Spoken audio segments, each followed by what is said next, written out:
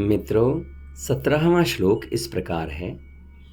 काश्याश्च परमेश्वासः शिखण्डी च महारथः धृष्टद्युम्नो विराटश्च सात्यकिश्चापराजितः।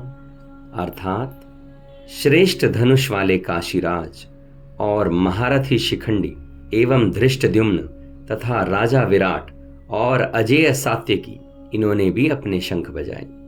मित्रों, शिखंडी कौन थे और उनकी उत्पत्ति कैसे हुई, ये हमें जान लेना चाहिए। राजा द्रुपद की कोई संतान नहीं थी, तब उन्होंने भगवान शंकर की उपासना की। भगवान शिव के प्रसन्न होने पर राजा द्रुपद ने एक संतान की याचना की तथा भोले शंकर ने बोला, तुम्हें एक कन्या प्राप्त होगी। राजा द्रुपद बोले, भगवान मैं कन्या नहीं चाहता, मुझे तो पुत्र चाहिए।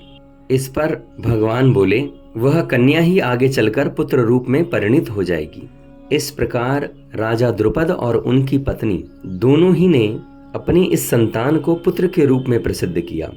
रानी ने भी कन्या को सबसे छिपाकर असली बात किसी को प्रकट नहीं होने दी और उस कन्या का नाम भी मर्दों जैसा रखा, शिखंडी। उसे पोशाक वगैरह भी जब पहनाए जाते थे तो वो पुरुषों वाले ही पहनाए जाते थे। जब यह बालिका बड़ी होकर विवाह योग्य हो गई तो दशाण देश के राजा हिरण्यवर्मा की कन्या से इसका विवाह भी कर दिया।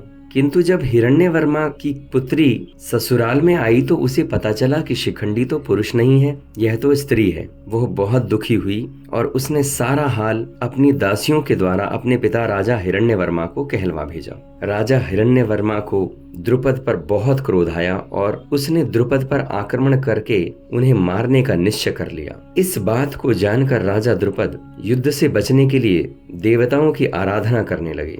इधर पुरुष वेशधारी उस कन्या को अपने कारण पिता पर इतनी भयानक विपत्ति देखकर उसे बहुत दुख हुआ और वह प्राण त्यागने के लिए घर से निकल गई। जब वह एक वन में पहुंची तो स्थूणाकर्ण नाम का एक ऐश्वर्यवान यक्ष उसे मिला। उसने अपनी सारी व्यथा उस यक्ष को सुनाई। यक्ष ने दया करके कुछ दिनों के लिए उसे अपना पुरुषत्व देकर बदले में उसका स्त्रीत्व ले लिया। इस प्रकार शिखंडी स्त्री से पुरुष हो गया और अपने घर आकर माता पिता को आश्वासन दिया और श्वशुर हिरण्यवर्मा को अपने पुरुषत्व की परीक्षा देकर उन्हें शांत कर दिया। बाद में उस यक्ष को, जिसने अपना पुरुषत्व शिखंडी नाम की कन्या को दिया, वो जीवन भर स्त्री ही रह गया क्योंकि कुबेर का शाप उनको मिला हुआ था। इस प्रकार शिखंडी को अपना पुरुषत्व लौटाना नहीं पड़ा और वो पुरुष ही बने रहे।